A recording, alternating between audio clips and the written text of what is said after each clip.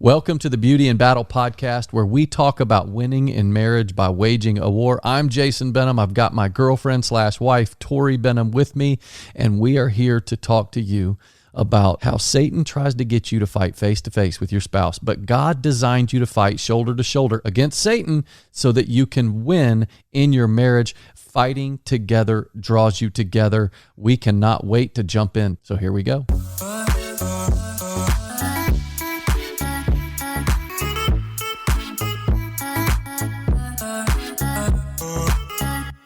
So today we're talking about discovering your childhood message. And I love this because Tori has actually taught it to me, and we've used it in our coaching program, and it's helped people, and it's actually helped us. It really has. It's helped us a lot. Yeah. But essentially, your childhood was the university of your relationship, of all your relationships.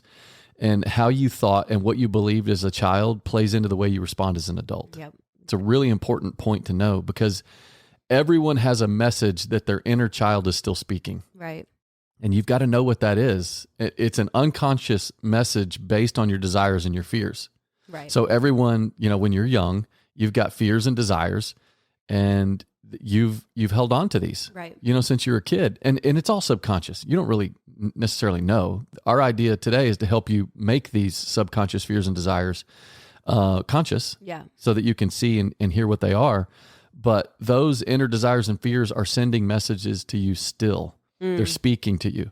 So the focus of your childhood message, it's not necessarily on what people did to you, but it's how you received it. Yeah. And so those fears, those desires now have a core message for you. Mm-hmm. And Tori is going to cover 9 childhood messages. Right. Yep. That are going to be really good. Yeah. And like you mentioned, it's not necessarily what people told you, what people said to you. It's how you receive things. Yeah. And we've learned this as parents. We can parent our 4 kids the exact same, using the same methods, using the same type of encouragement, right? Saying the same things, but they will all receive it very different based on who they are and how they think, how they believe, what they're motivated by in life, what their core fears are, what their core desires are. They're going to receive things totally different. Yeah. Because we're all different. We're all very different in the way that we think. I think I used this quote before that Brene Brown said that don't walk around the world looking for evidence that you don't belong, because you'll always find it. That's true. Right? So based on what you're looking for, you'll find. And so if you feel like you don't belong, you will find that. If you feel, we'll go over all of these childhood messages, but depending on what your core fears are and desires are, you will find it. So what we want to unpack here is, what are some of these things that you learned as a child, that you unconsciously believed as a child, that really aren't working for you in your relationship anymore, that you can let go of? Yeah. And whenever I learned mine, I was like, that's really interesting, because when you know what it is and you're made aware of your childhood message, then when you hear it playing in your mind, you can turn it off. Right. And you can remind yourself of what the truth is. So, but now before we get into that, I picked out our love song for today. Tori told me to stay away from country music, and I just can't. I got Texas in me.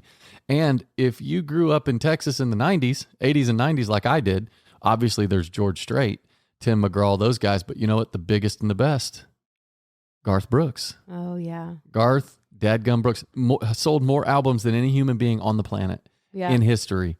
I actually have a lot of respect for Garth Brooks after watching his documentary.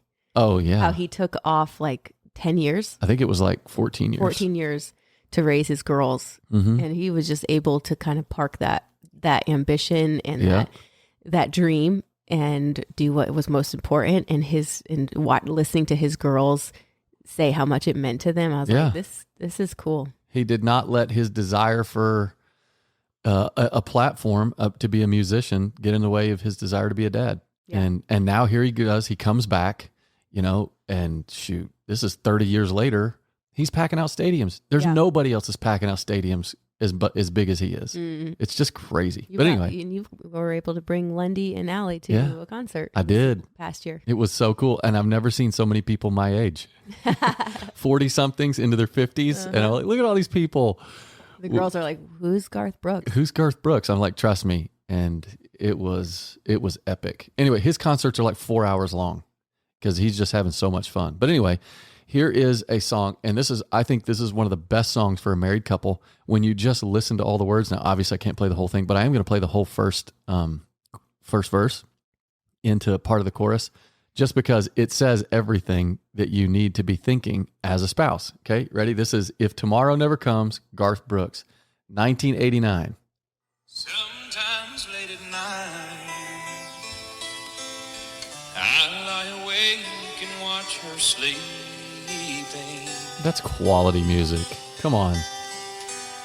She's lost in peaceful dreams, so I turn out the lights and lay there in the dark. I love this.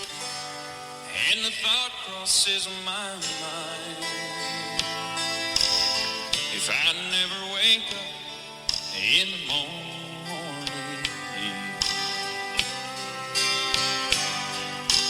would she ever doubt the way I feel about her in my heart? That's a good thought, right? Right. If tomorrow never comes, How about that twang? will she know how much I loved her? Does she know? Yeah, obviously, I can't play the whole song, but like, come on. If Yeah. tomorrow never comes, does she really know how much I It's love a good her? way to look at life. Like, Yeah. Yeah, it's really good. So, Tor, tonight I'm expecting you to watch me while I sleep. Just think to yourself, what if tomorrow doesn't come? Does he really know? Because I don't know. I'm not so sure. Okay. You're gonna have to show me. I got you. Okay, now let's jump into this childhood message, because we were talking with a couple that we were coaching, and they're struggling with some things, just like what every couple struggles with, and then Tori, out of the middle of nowhere, is like, you know what? I think your childhood message is speaking to you, and it's speaking very loudly, and you're operating out of that. Mm-hmm. And I was even like, what are you talking about? And so she started going through these childhood messages. Now, this initially comes from the Enneagram, because the Enneagram has your all 9 types, and then each type has a specific childhood message. I'm a type 1, Tori's a type 9. But you don't have to know your Enneagram type to understand what your childhood message is. So whether you've taken the Enneagram or not, this is still going to be very helpful for you. And so what I thought would be really fun is if maybe, Tori, you go through the 9 messages right out of the gate, and then you're listening to this, probably 1 or maybe 2 or 3 of these messages might make sense to you. It might resonate with you. And then we'll go back and we'll look at each one. Okay. Can we do that? Yeah, let's do Let's it. do the first type. Okay. So the first one is, it's not okay to be wrong or to make mistakes. That was my message. It's not okay to be wrong or make mistake. Number 2, it's not okay to have needs of your own. It's not okay to have needs of your own. Number 3, it's not okay for you to have your own feelings and identity. Yeah. It's not okay for you to have your own feelings and identity. Number 4, it's not okay to be too much or not enough. I'm not sure I follow that, but I'm looking forward to hearing about it. It's not okay to be too much or not enough. Okay. Number 5, it's not okay to be comfortable in the world. Okay. It's not okay to be comfortable. Number 6, it's not okay to trust or depend on yourself. Oh, yeah. It's not okay to trust or depend on yourself. Number 7, it's not okay to depend on others for anything. Wow. Now that one resonates. It's not okay to depend on others for anything. Number 8, it's not okay to trust or be vulnerable with anyone. It's not okay to trust or be vulnerable with anyone. And number 9, it's not okay to assert yourself or think much of yourself. Wow. It's not okay to assert yourself or think much of yourself. And that one's your childhood message. So my childhood message is number 1. We're going to talk about that one first. And then Tori's is And this is, number again, 9. this is what you heard. It's not necessarily what you were told. We're not victims. Yeah. We're not victims of our childhood. Yes, it could be that you were directly told something like that, and it really stuck with you, and it had a powerful impact on you. But we are victorious in Christ. We can overcome these thoughts that can enslave us or keep us bound.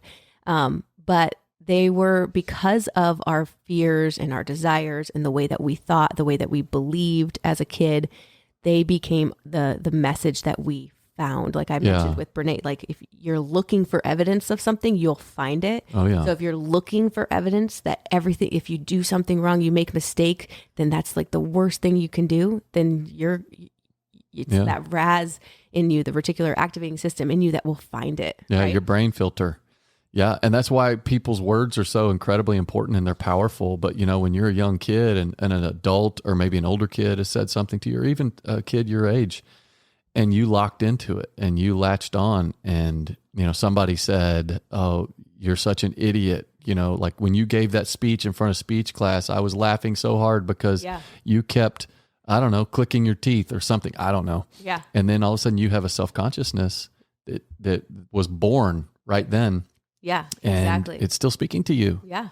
Exactly. Telling you, don't put yourself out there. You can't put yourself out there. You'll get laughed at. Yeah. So now we're going to kind of go a little bit deeper into each one. And I'm going to go deeper by telling you what the core fear is for each number. Okay. Because what we try to control what we fear the most. It's our natural tendency because our core human need is security, right? Yeah. We want to feel secure. And so the things that are scary and that shake that security, we want to try to control. Yeah, we do, because in that moment we become God. Yes. See, what God wants us to do is to release control to him and not try to control it. But what Tori's saying is when you get fearful of something, immediately you're jumping into control mode. Yeah. Like I need to control. I need to protect. Yes. Right? And so it's important to know what the fear, your core fear is, or something that you would naturally or unconsciously hold on to, maybe more than your brother or your sister who wasn't motivated in the same ways and didn't think the same ways that you did. So we'll start with the 1, the core or the basic fear of a 1. Remind me the message again. So the message is it's not okay to be wrong or make mistakes. Okay. Got it. So the basic fear is being bad, evil, corruptible, and wrong. That's the core fear of the 1, the perfectionist. There's this deep innate fear of being corruptible, doing wrong. Like there's something that they try harder than some of the other numbers to really make sure that that doesn't happen. They have to try. They're the perfectionist. They have. I am a 1 on the Enneagram, so this was mine. And I think what's important here is to know that this isn't something that like my parents caused or my upbringing caused. I mean, of course it could be, but a lot of times it's just stuff that you're born with. Yeah. Like I just have this natural 1 in me. I'm a twin and he's David's an 8, right? Like a challenger. Like a 7 or an 8. Yeah. 7 or an 8. So we're twins. We're raised the exact same way, but yet we have 2 completely different experiences and 2 completely different motivations. Yeah, totally. Yeah. And then the core desire of the 1 is integrity. So that's kind of like always on your radar. What's the right thing to do? Yeah. What's the right thing to do? I don't want to be wrong. I don't want to mess up. Right. Yeah. And so the message that you heard and the message that was loudest to you as a 1 is it's not okay to be wrong. It's not okay to make mistakes, because you would feel the shame in a deeper way than maybe other kids would feel because you did wrong. You made a mistake. Like there's not like that was something you held on to just so tightly that when you messed up, you felt it at a deeper level. Yeah. And so I had to overcome that, especially I saw it. Obviously, I've seen that childhood message come out in my relationship with Tori. I saw it big whenever David and I kind of started our public speaking careers about 10 years ago. And I found myself speaking on stages in front of some dudes whose names everybody would know. And I was nervous thinking, oh my gosh, what if I say something, here I am speaking in front of this, like Tony Evans, who's a theologian. And what if I said the verse, but I didn't apply it right? Oh my gosh. It's like the Lord really spoke to me and just like, calm down. Don't worry about that. You just give your testimony, you give your experience, and we move on. Don't worry. If you screw up, it doesn't matter. Yeah. It's okay. Yeah, exactly. And that's why I think this is so helpful to bring awareness, because when you're like, search me, O Lord, and know my heart, right? That scripture. It's like, when you start to understand what you're doing and you understand your fears and you understand your desires and you understand kind of your way of thinking, and you can see how that is detrimental in relationships, it's detrimental in, the workforce or whatever it is, then you're like, God, you bring God into it and you're like, well, how do I handle this? Like, I need to surrender some of this stuff. Right. And that's exactly what you had to do. But it starts with awareness. Oh my goodness, I do this. Yeah. And it's not healthy. And so God, show me how to get this into balance. Yeah. Right. And just shining a light on it. Just shining a light. Yeah. That's what we're doing today. We want to shine a light on your childhood message. Okay. That's message number 1. Message number 2. Okay. So the message number 2 is not okay to have needs of your own. Okay. So this comes from a fear. The 2's fear is being unloved, worthless, needy, or unwanted. Okay. It's this, I need to do something to be worthy of love. There's this deep need for love and worthiness. And so it's like, well, if I take really good care of you and if I meet your needs and I do the loving thing, you will love me. Right. So that's the helper, the 2. Yeah. That if I am loving and I am good to you and I take care of you and I meet all your needs, I'm worth love. And that's what leads to codependency. Right. And it's not like isn't born out of some sin. This is born out of desire. Like, I'm going to take care of you, and if I take care of you and you're happy, then I'm happy. And there is an element of that's good. Yeah, exactly. We need to serve people. Right. There's 100%. An element. But when that literally meets your core what it means to be a human, and your core purpose is I exist simply to meet your needs, then that leads to codependency, and relationships can get really damaged that way. Especially, and I've seen it with wives constantly meeting the husband's needs. Now, of course, this was more in baby boomer generation. Right. I mean, I grew up in a generation where I would see old men sit down and their wives had to go, like we're at a potluck, their wives had to go get them a plate. Yeah. And I'm like, homie, get up. I can't say this to you because you're an older man. I can't rebuke you, but get your butt up and go make your own plate. Right. But there was a lot of that in that baby boomer generation. Yeah. Because love is giving and receiving. Yeah. It's both. And a healthy relationship knows how to give and to receive. Right. Yeah. And so if you're just the one always giving because that meets a need inside of you of feeling worthy of love, but you're not able to receive from other people the love that they have to give to you, that can get really out of balance. It's codependency. There's a lot of different. That's a really good point, because I think that's how you know that it's out of balance there in that second childhood message, that if you find your worth in giving to others, but then someone tries to give to you and you immediately turn it around about trying to give to them again and you can't receive, then you're out of balance. Right. You got to bring it back in balance. Yeah, exactly. And so the desire of the 2 is to be loved, which deteriorates into being needed if you're not careful, right? There's a difference. You want to be needed. Yeah. You lust for it. But to be loved, you have to be able to receive love and not just always be the one giving it and being the one who's the giver, but you have to be open to be like, oh, you want to do something nice for me? I'm not going to think I'm selfish by receiving it or like turn it back onto you. I'm going to actually receive this from you. And I'm going to receive the love you have for me. It takes vulnerability. It does. It takes vulnerability. So that's number 2. Okay. Message number 3, childhood message number 3. It's not okay for you to have your own feelings and identity. Okay. So this comes from the basic fear of a 3 is being a failure, incompetent, worthless, inefficient.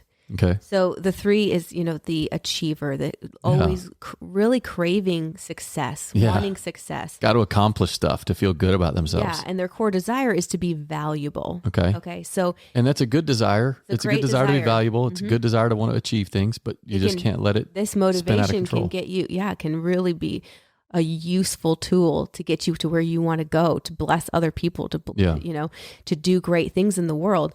But it's not okay the message that it's not okay for you to have your own feelings and identity is not a healthy one, right? Because it's not all about what everyone else deems as successful. Yeah. It's not about, like, I think the 3 has this innate ability to know what other people deem as valuable and success, and they want to go after that because they think that that's success. Like, oh, they want me to do this, I can do that. It's like it's like this great I can do it kind of this spirit behind them, like I can do anything. And yes, you can do anything, but what God put inside of you and who, he made you to be is also very important. Like, you have to know who you are and you have to know your own values, not just you understanding and reading.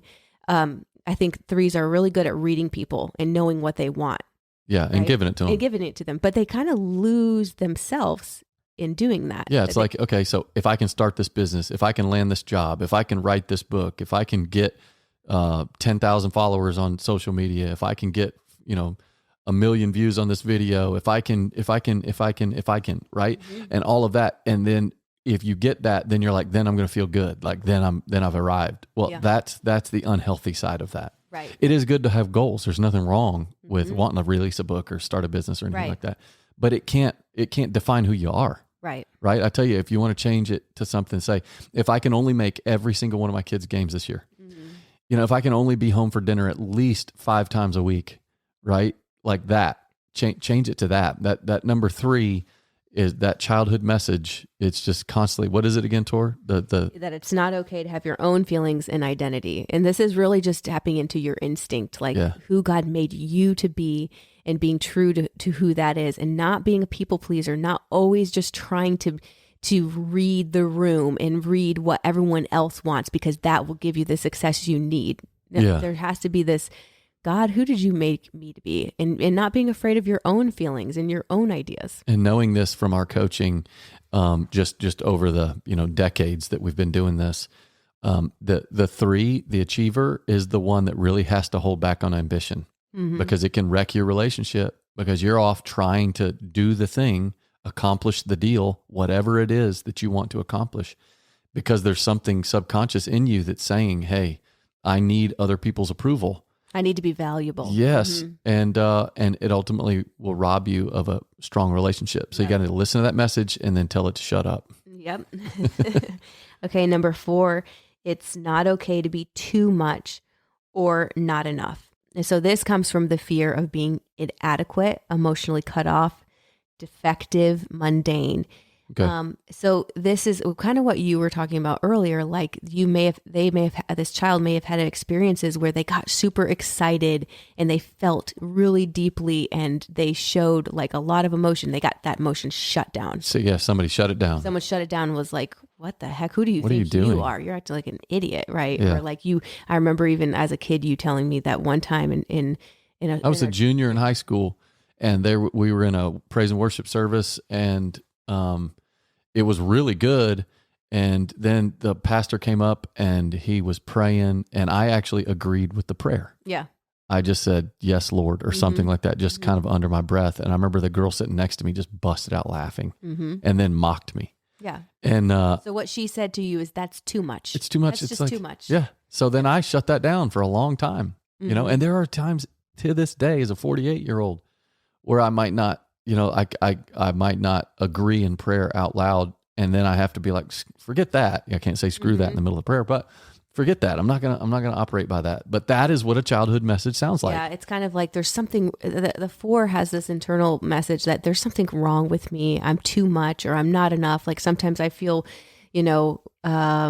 just really sad and melancholy. And that's just, nobody likes that. Nobody likes that about there's just like high emotions and low emotions. And so there's this feeling of I'm too much or I'm not enough. Yeah. And it comes from, that fear of being inadequate, emotionally cut off, like somebody maybe cut you off and you're now don't have that freedom to be yourself. And you just feel that. And then the desire of the 4 is to be authentic, to find meaning. Yeah. That's a good desire. Yeah, that's a really good desire. All of these they're good desires, and they're normal, but it's important to understand, I get, I didn't realize that was a fear that's driving this behavior, right? Yeah. Yeah, it's like you do have meaning. You don't have to do that thing again. You don't have to accomplish this. Like, you do have meaning. God has given you meaning. And find it in the people that you love. Yeah. And number 5 is it's not okay to be comfortable in the world. Okay. And so the core fear of a 5 is being useless, incompetent, incapable, invaded, or obligated. Yeah. And so this core fear, this message of it's not okay to be comfortable, it kind of comes from that place of I need to constantly be capable and competent, useful, right? Yeah. Like you're always looking for ways to make yourself useful in the world. When I was taking the Enneagram test, I scored high in 5. Now, I ultimately was a 1. So when Tori was telling me about this childhood message, I was like, I hear that message. Yeah. That's why I had written 6 books in 6 years. And that 7th year is when I had my massive bout with anxiety. And what I realized was I pushed myself too hard. Yeah. And because of that message that it's not okay to be comfortable, right? Yes. Like it was like, I've got this brief, 2-week period of time where I've got nothing going on. I'm like, I got to start another book. And then ultimately, in reality, that harmed me in a big way. But I didn't realize that was a childhood message that was talking to me, and I needed to tell it to go away. It's okay for me to relax and to rest a little bit and take this time, like to just receive from the Lord and let him speak. Right. Yeah. But it's like this busyness of got to be busy. Yeah. That's a bad one. And then the desire of a 5 is to be competent and capable. And so it's kind of like, comes from this fear of like, if I'm not capable and confident, then that really shakes my security. So I have to I can never really be comfortable because then I'm not safe. Yeah. Yeah. Okay. So number 6. Number 6, the number 6 message is it's not okay to trust or depend on yourself. I can really relate to this one because I'm a 9, but I go to a 6 in stress. So I definitely feel this one. So the 6, the core fear is being without support, guidance, security, and being blamed or abandoned. So this is kind of where it comes from, that fear of being without support, guidance, security. And so you're looking to others. You don't really trust yourself that you have the answer, that the Holy Spirit inside of you is a safe place to land, right? Like for me, I remember there being a time where I was like, I just feel like I can't really trust my own decisions. Like, what if I make the wrong decision? I'm sure other people know so much more than me, know better than me. Right. And it's like, and I really felt like the Lord was like, you don't have to necessarily trust yourself, but when you trust me inside of you, that's enough. Yeah, that's good. So it's knowing that the Holy Spirit, our helper, partners with us in our decisions. I don't have to overthink and think I need, everyone else to get on board and to give me their advice before I can make a decision. I can make a good, solid decision with the Holy Spirit, and that's a safe place to be. Yeah. And the desire of a 6 is to be secure, to be safe. There's just like this really strong desire for safety. And you don't want to, I don't want to make the wrong decision. I don't want to be in a vulnerable place. Yeah. And so I need to make sure I, bring everyone into it to make sure that I don't screw it up, kind of. Yeah. Feeling. But, it's so the whole, it's not okay to trust or depend. That's a lie. Because you have the Holy Spirit inside of you. And when you partner with God, when you partner with the Holy Spirit, you can make good decisions. And then just remember people like the great folks, actually friends of ours that own OtterBox, Kurt and Nancy Richardson, they told us that there is a natural tendency, especially with their engineers that make the OtterBoxes for a desire for perfection. Yeah. And they said that is the enemy of building a good company, that they release their next versions of OtterBoxes when they are 80% ready. And they release them to certain cities, and then they let the people tell them what's wrong with it, and then they go fix it. And they said there's never an OtterBox that's released at 100%. Wow. Never. Yeah. And they're like, you can't operate a business that way. Yeah. And I just think that's such a good lesson for all of us. It's like, get out there and do the thing. Yeah. Guess what? You're going to screw up. It's okay. But when you do, make adjustments. Yep. You win or you learn. Yes. So good. Don't worry about it. You win or you learn. I love that. What's number 7? Number 7 is it's not okay to depend on others for anything. Oh, I think there's a lot of folks that have struggled with that. I've struggled with that. Because you get burned, and then next thing you know, you got a childhood message. Yeah. So the core fear, the basic fear of a 7 is being trapped in emotional pain, deprived, limited, bored, or missing out. Oh, that's where FOMO comes in. That's where FOMO. The 7 really struggles with fear of missing out. And so it's this kind of taking matters into my own hand mentality.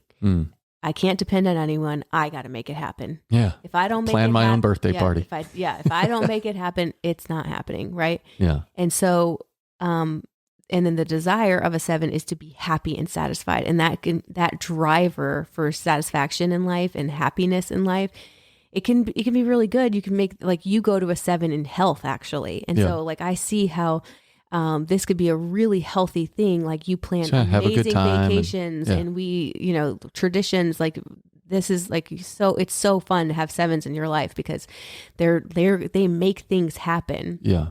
But a 7 has to be really careful that they don't fall into this trap of thinking that they can't rely on anybody else, right? Like because of that strong desire for what they want. You kind of have to let go of some of that desire for what you want and be content and satisfied with something less than what you originally thought you were like. I want to go to Disneyland. Well, it's not going to work out this year, right? Like, it's not going to work out, but we're going to have a great year anyways. Like, it's not like our happiness and our satisfaction is not contingent on what I make happen. Yeah. You know, I remember talking to some young parents and they're like, you got any parenting advice? I'm like, well, I mean, I got a lot of advice, but the one that I guess I'd just major on right now is drop your agenda. Yeah. I said, because the very first time that you're like, we're going to have a family movie night, we're going to go to dinner and then we're going to come home and we're going to take baths. And then when baths are over, we're going to watch a movie and we're going to eat popcorn and all that kind of stuff. I promise you, your night's not going to work out like that. Right. It's not. Yeah. Something's going to happen. It's just all going to fall apart. And if you've got an agenda, disappointment is the gap between expectation and reality. Right. And when you've got young kids, do not have an agenda like that. Yes. Just drop it. Say, well, this is what I'm hoping to do.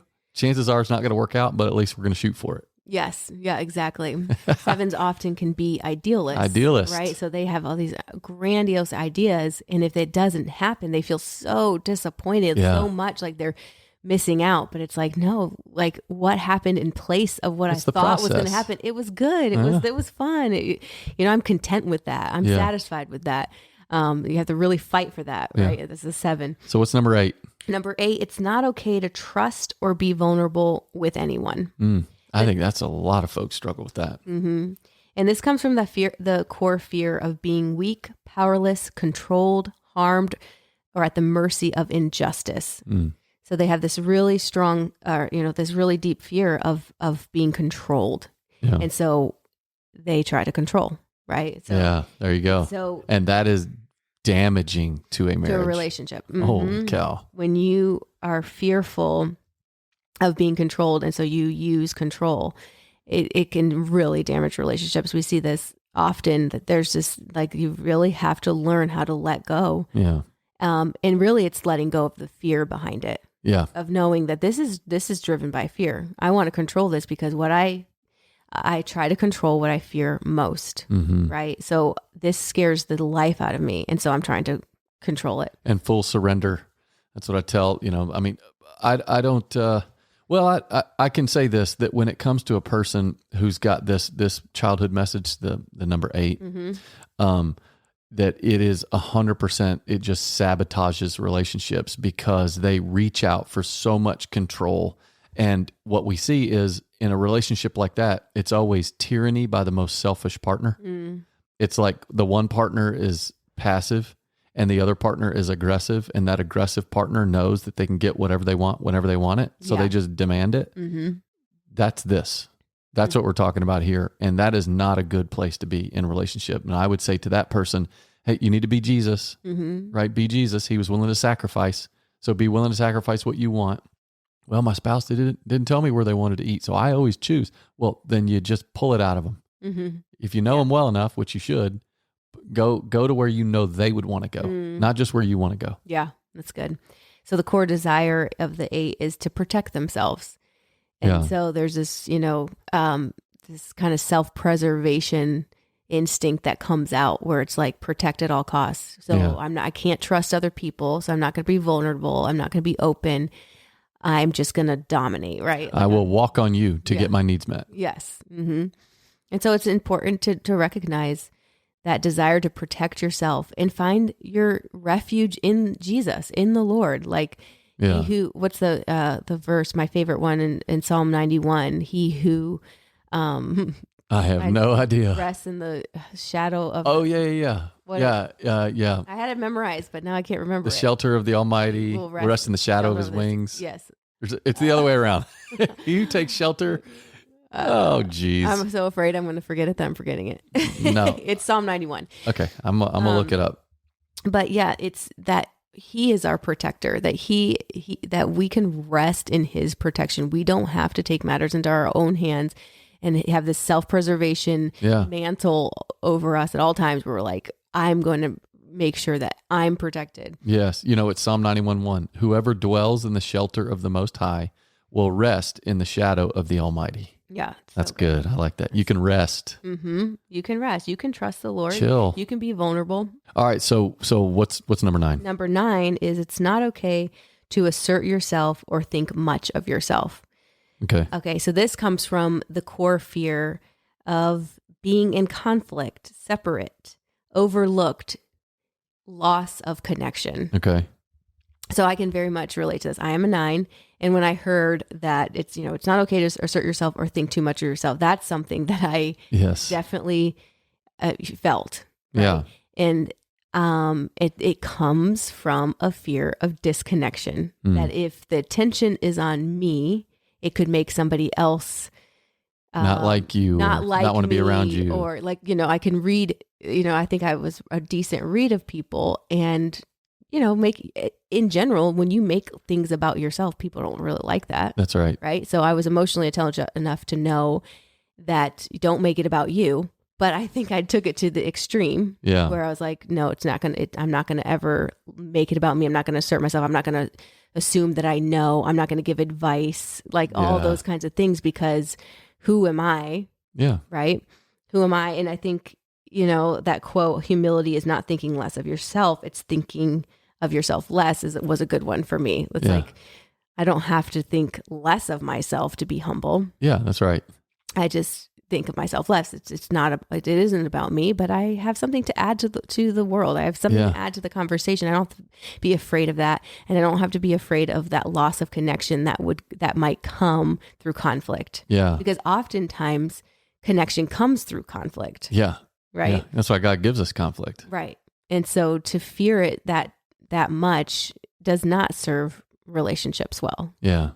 That's a good one. Yeah. And since I'm married to a 9, I know that Tori, has always had a hard time asserting herself. And obviously I'm kind of a stronger personality. And so I've had to make it once I've discovered my own childhood message, then I discovered Tori's childhood message, I've made it my priority to make sure that I do allow her to be more assertive, like input yourself, like what's in you is good. Like your desire is good. Like what is good. Mm-hmm. And what's interesting is that the 9's core desire is for peace. And so it would, it's like, what do you want? Like, where do you want to go to eat? What do you want to do with your life? Right? But it's like, well, I actually I just want everything. Peace. I want there to be peace. I want everyone to be at peace. I don't want there to be conflict. I want there to be connection. I want there to be relational connection. Yeah. And so if that means we go somewhere that I don't really care for, I don't care, because it's given me peace. So it's kind of a tricky one. Sometimes you'll be like, well, what do you want? I'm like, I truly want what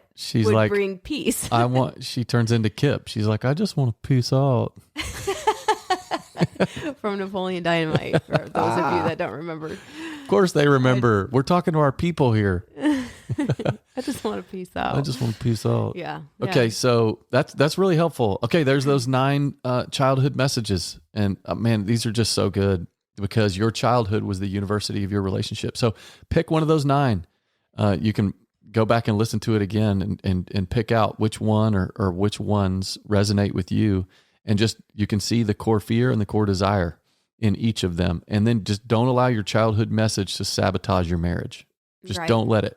And just be aware of what are you looking for? Are you always looking, like for Jason, are you always looking for the ways you screw up or the way you messed up because of that childhood message? Well, stop that. Like, you're doing a lot of things right, Yeah. So it's just being aware of those things so that you can correct. Yes. Okay. Now Christmas is over. I ate way too much food. Mm-hmm. And I'm back on the right track. We are so done with the sugar. I definitely have like a cold, and I feel like, I told Jason today on our walk, I feel like it's all the sugar that I consumed. Now knocked my immune system down. Now I'm sick, and I'm done with this. Lori, our sister-in-law, Lori Benham, made sourdough cinnamon rolls. Oh my gosh. And I ate 4 of them. They were so good. In a matter of about 15 minutes. And it was incredible. There's something about a cinnamon roll on Christmas. It's just, you have to have it. You have to have it. The smells, the taste, the everything. The everything. Nailed it. So I don't have a recipe. Okay. It's been just a crazy whirlwind of a week with Christmas. but we will be eating healthier. So the next recipe will probably be a healthier one. Yeah. Like, chips and dip or, What? Nachos. What are you talking about? I'm joking. I was raised in the South when they had that nasty liquid cheese. What is that? Like Velveeta? nacho cheese, where it's like liquefied and then they put it into a little container and then you dip your chip like a queso type. Like the fake stuff. Yeah, the fake. Oh gosh, it's disgusting. Anyway, I have no idea why I thought about that. That was a squirrel. Yeah, but I'm excited for your new recipe, whatever that's going to be. Whatever it is. See, I get to eat it, and then if it's good, then she'll make it again, and we film it. Yep. I love that. It's a great process. Yeah, Jason likes the being the taste tester. Yeah. All right, close out your year strong. It is December the 28th. Actually, no, it's the 27th. I'll be releasing this today, December the 27th. Close the year out strong. As I've been telling people on my Living Among Lions podcast live stream, ask God to give you a word. Ask him to give you a word for next year. My word for this year, 23, was quiet. Not sure what it is for next year. If I do discover it, I'll share it with you. But ask God to give you a word as a theme for your 2024, and just bring him into it. I love it. In the meantime, don't let your childhood message sabotage your relationship. How about that? That's right. All right. All right, guys. We'll see you next week. We'll see you in 2024. See you next year. Ooh, see you next year. How about